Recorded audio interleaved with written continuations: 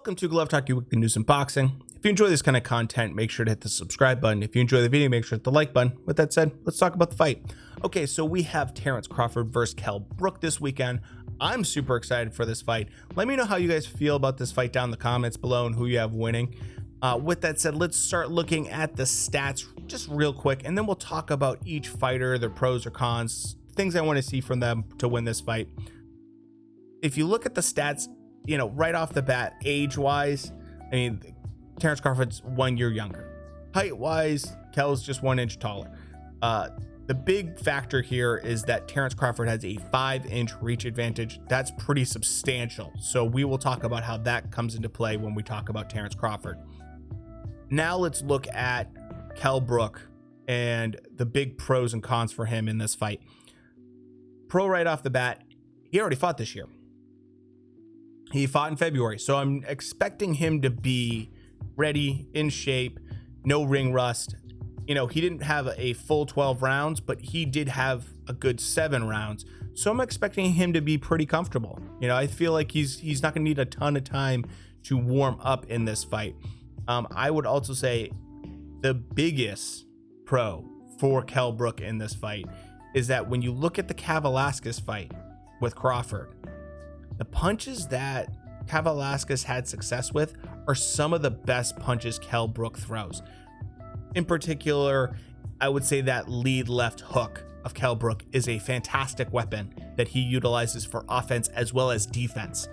I'm expecting Crawford to go straight back at some point in this fight and Kell Brook catch him with a counter of that left hand, and it to, you know, wake up Crawford a little bit. Also, if Crawford stays in that southpaw stance, which he likes to do, and he did last fight, the big, you know, southpaw killer punch is a straight right hand, and Kell Brook has a hell of a straight right hand. He's very accurate with it. You could see that come into play. The one punch that I want to see how it affects this fight from Kell is that devastating right hand uppercut. I mean, in the DeLuca fight, when he hit him with that in the second round, he just smashed his nose. I mean, absolutely broke his nose. There was blood everywhere. I mean, it's just, he throws it. He's very generous with that punch. And when he gets the timing, it's a fantastic punch that he utilizes. It really is. Also, Crawford sometimes has a tendency to loop his punches a little bit, and Kell is usually fairly better about not doing long looping punches. So I could see him sneaking some shots in there on Crawford, especially if Crawford gets a little bit more wild.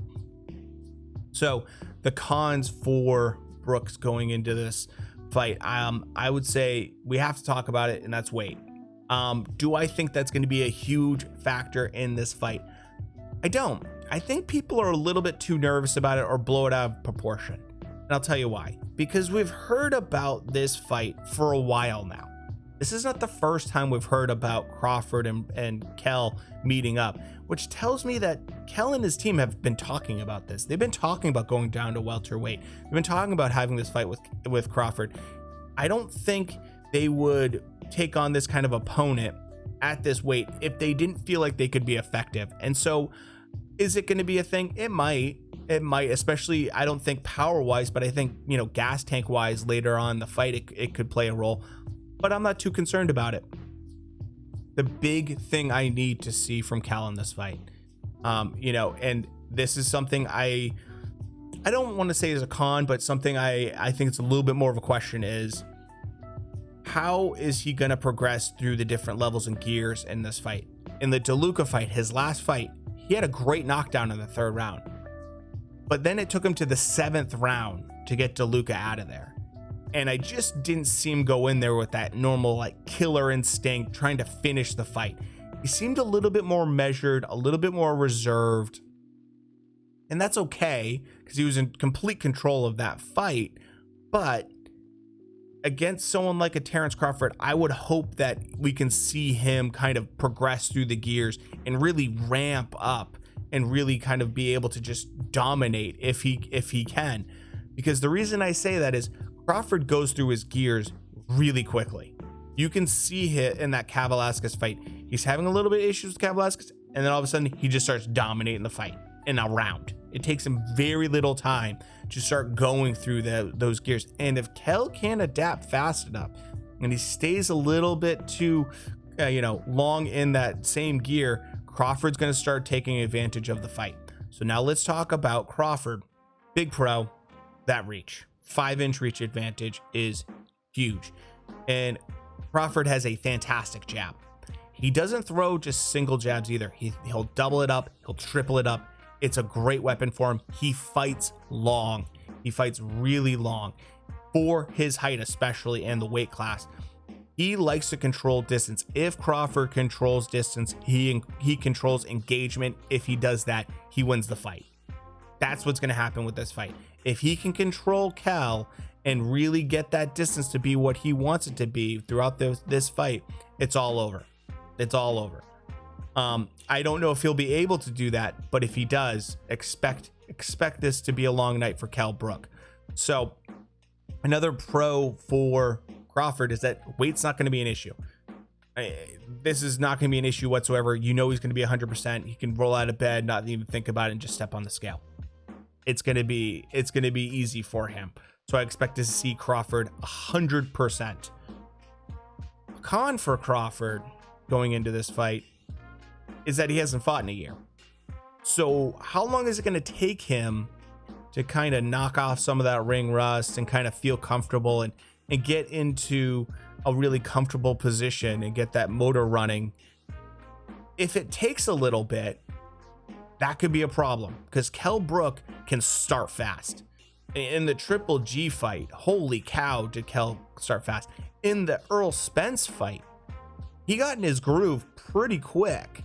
So in my opinion, the DeLuca fight, I get he took I think a couple rounds to get going, but that was because he had been laid off for 14 months. He's just fought in February. So if I'm Kell, I'm going to be jumping on Crawford to make him, have to get up to speed a little bit quicker. And that could be a factor in this fight for Crawford. I would also say, a thing that Crawford does, and he does this to kind of control distance a little bit. It's kind of like it's a way to check people, is he throws these really looping shots, this whipping hook that he has. It's a great tool. It's really powerful. But when he throws that, at the same time, they're big looping shots. And someone like a Kell Brook, who throws a little bit more straight into the point shots, can take advantage of that. They can figure out your timing, and if you throw something looping, come in with a straight right hand like that, and he'll definitely make Crawford pay for that. Okay, so let's get to prediction. All right, this is a tough fight to call. I think some people think this is really lopsided. I'll be honest with you, I see a lot of kind of American boxing fans just kind of disrespecting Kell Brook, and for me, I have too much respect for Kell to just say, oh, I think Crawford's going to run all over him. I just don't see it that way. I just don't. I think the biggest factor in this fight, and it's really going to decide things, and we're going to see it right off the bat, is timing. Kell Brook's timing is going to decide this fight really early on. And I say that because when Kell is in the groove and he's got your timing, he is a nightmare. We saw with the Errol Spence fight, the speed and timing of Kell Brook was giving Errol Spence problems. Absolutely giving him problems. We even saw that with Triple G, because his timing, it was just, when he's sharp, it's a problem. It's a real problem. And we saw with the Cain Velasquez fight, it took Crawford a little bit of time to kind of diagnose things and kind of get moving and kind of get going, and he was eating shots. I think he got knocked down in that fight. I don't think that was a slip. That should have been ruled a knockdown. But the reason I say timing is so important for Kell is because once Crawford does get going, he starts going through those gears really quickly, very quickly. You see him change levels very quickly. I mean, by the minute, he can change levels and diagnose things.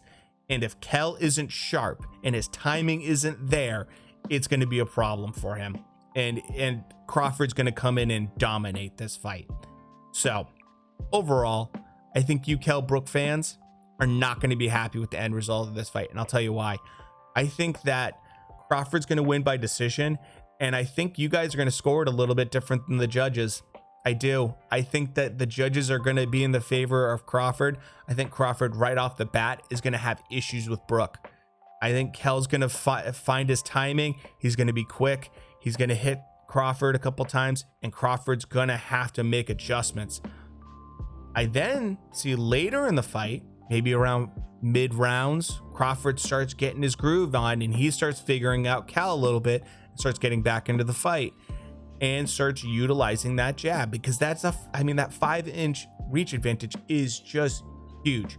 If Kell is depleted at all because of the weight cut, we will see that, because his gas tank won't hold up and he will fade. If he fades, Crawford will absolutely dominate this fight in the later half of this fight. If he's okay and can hang in there, it's going to be a real messy fight. So for me, I think that's what it's going to come down to. I think Terence Crawford will win the fight by decision. I think Kell Brook fans, you guys are going to think it's a robbery, or you're just not going to be happy with the scorecards.